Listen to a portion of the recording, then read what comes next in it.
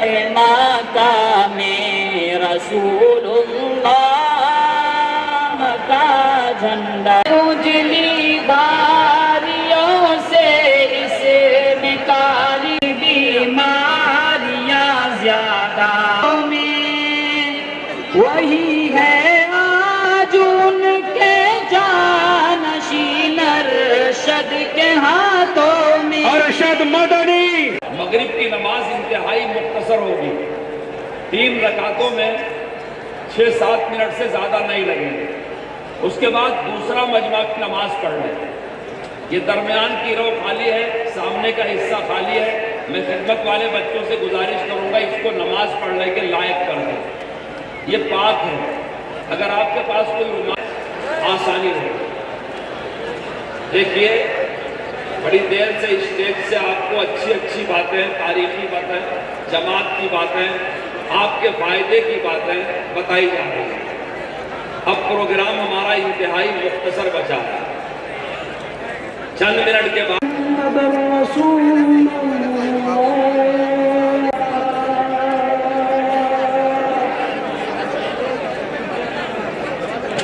اللہ اکبر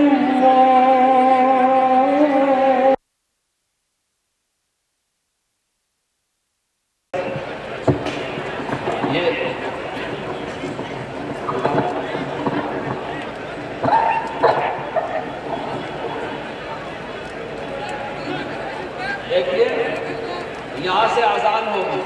میں نے جیسا بتایا خاص طور سے جو علماء کرام ہیں یہ یہی کے بیچ والے حصوں میں نماز پڑھ کے اپنی کرسیوں پر بیٹھ گئے۔ وَلَقَدْ نَجَّيْنَا بَنِي إِسْرَائِيلَ مِنَ الْعَذَابِ الْمُهِينِ مِنَ الْمُسْرِفِينَ وَلَقَدْ اخْتَرْنَاهُمْ عَلَى عِلْمٍ عَلَى الْعَالَمِينَ وَآتَيْنَاهُمْ مِنَ الْآيَاتِ مَا فِيهِ بَلَاءٌ مُبِينٌ۔ اللہ اللہ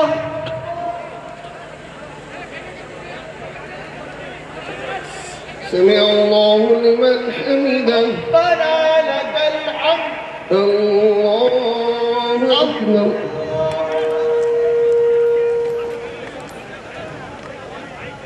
اللہ اکبر۔ اللہ اکبر۔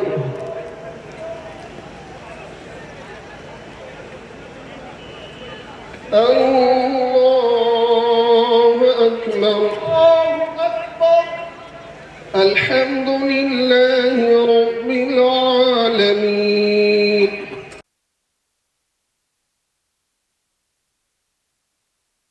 کا غیر متعلق مصارف میں استعمال ہر عہد میں جمعیت علماء ہند نے اپنی ذمہ داری کو محسوس کرتے ہوئے پوری قوت کے ساتھ آواز بلند کی ہے۔ جمعیت علماء ہند کی اسی جد و جہد کے نتیجے میں 1995 میں پارلیمنٹ کے دونوں ایوانوں میں وقف ایکٹ منظور کیا گیا، جسے آج قانون اوقاف 1995 کے نام سے جانا جاتا ہے۔ جمعیت علماء ہند کے پلیٹ فارم سے وقف کونسل کے لیے تاریخ ساز خدمات انجام پائی ہیں، وہ آج بھی تاریخ کے اوراق پر زرعی نقوش بن کر سبق ہیں۔ برکت کے قبول فرمائے۔ بھائی دیکھو میں آپ سے اسرائیل کی جارحیت پر اس کی مذمت کیا، آپ حضرات اس کی تائید کرتے ہیں؟ الحمدللہ۔ ارے بھائی تجویز کی تائید تو کر دو، بات کیا کر رہے ہو؟ ماشاءاللہ بیٹھ جاؤ ماشاءاللہ۔ بھائی جو لوگ دائیں بائیں ہیں ہٹ جائیں۔ بیٹھ جاؤ بھائی۔ حضرت کی کرسی کے سامنے کھول دیں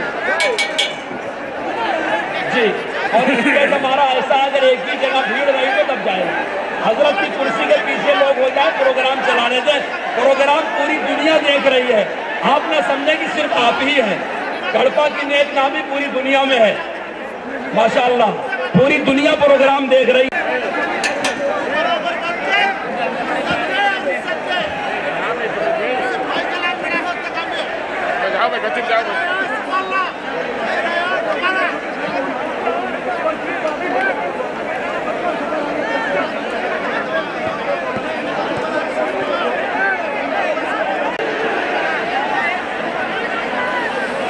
حضرت کا خطاب ہوگا. آپ حضرات سے خواہش ہے جو خاص طور پہ شام میں بیٹھے ہوئے ہیں, بچے بڑے کوئی بھی بات نہ کریں.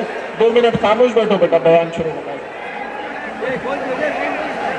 بسم اللہ. تو سب سے پہلی آزادی کی جنگ 1754 عیسوی میں ہوئی, جو سلطان ٹیپو شہید کے جو سراج الدولہ کے والد میں لڑے, اور 1757 میں دوسری بڑی جنگ ہوئی جو مرشد احمد میں لڑی اور ہندوستان میں رہنے والوں کو ہوا. اور 29 اگست 1947 کو یہ تجویز منظور ہوئی کہ ہندوستان کسی اور ملک کے دستور کو نہیں لے گا, بلکہ اس کا اپنا دستور و آئین ہونا چاہیے. اس کے بعد کا حوالہ ابھی کئی تجویزوں میں آیا ہے. اس میں دفعہ 25 بھی رکھی گئی. اس دیش کی حکومت خاص طور پر اپنی ذمہ داری کو محسوس کرے اور ملک کی سب سے بڑی اقلیت بلکہ دوسری اکثریت کی آواز کو سمجھے. یہ مظلوموں کی آواز ہے. اور میرے دوستو, حسین احمد کے بیٹے پہ ہے ایسا فضل ربانی, اسی پر ناز کرتی ہے فقیری ہو کی سلطانی. سنو ارشد, اسی شیر خدا کا نام نامی ہے کہ جس کے خوف سے باطل کا پتا ہو گیا پانی. الحمدللہ نحمدہ ونستعینہ ونستغفرہ ونؤمن به ونتوکل علیہ ونعوذ باللہ من شرور انفسنا ومن سیئات اعمالنا. من يهده الله فلا مضل له ومن يضلله فلا هادي له. ونشهد أن لا إله إلا الله وحده لا شريك له. ونشهد أن سيدنا ومولانا محمدا عبده ورسوله. أما بعد, علماء کرام, ارباب سیاست اور قرب و جوار سے آندھرا پردیش کے آئے ہوئے لاکھوں فرزندان توحید, میں آپ حضرات کا بڑا ممنون و مشکور ہوں کہ آپ جمعیت علماء ہند کی آواز پر اپنے کاروبار اور اپنی مشغولیتوں کو چھوڑ کر دیوانہ وار اس اجتماع میں لاکھوں کی تعداد میں شرکت کے لیے تشریف لائے. جمعیت علماء ہند کوئی سیاسی جماعت نہیں ہے. اقتدار کی کرسی پر کون بیٹھتا ہے, کون جاتا ہے, کون الیکشن لڑتا ہے, کون الیکشن میں کامیاب ہوتا ہے, کون ناکام ہوتا ہے, جمعیت علماء ہند کو ملک کی آزادی کے بعد سے اس سے کوئی دلچسپی نہیں ہے. لیکن ہم ایک جماعت اور مذہبی جماعت ہیں. ہمیں ملک سے محبت ہے, ملک ہمارا ہے, ہمارے آباء و اجداد ہزاروں سال سے اس ملک میں رہتے چلے آئے ہیں. ہم ملک میں امن و امان، بھائی چارگی، محبت، ایک دوسرے کے ساتھ پیار و محبت کے ساتھ رہنے کو ترجیح دیتے ہیں.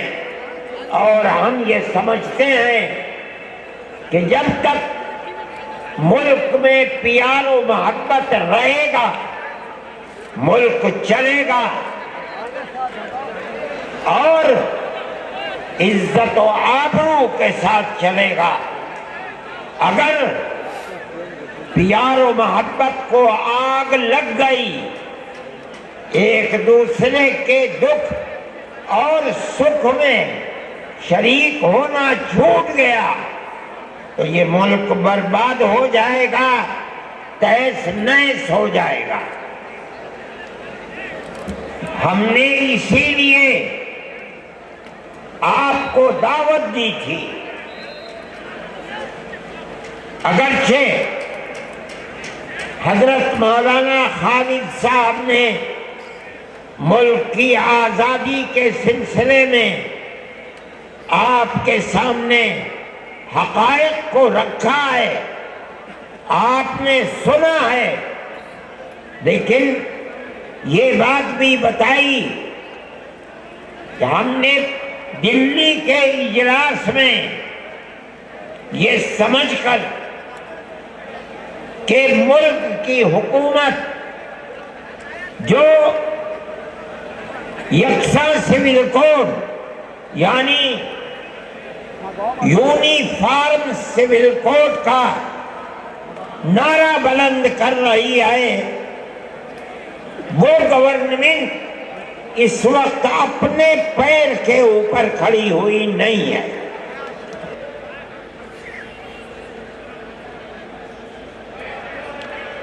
وقف کونسل کے اندر یہ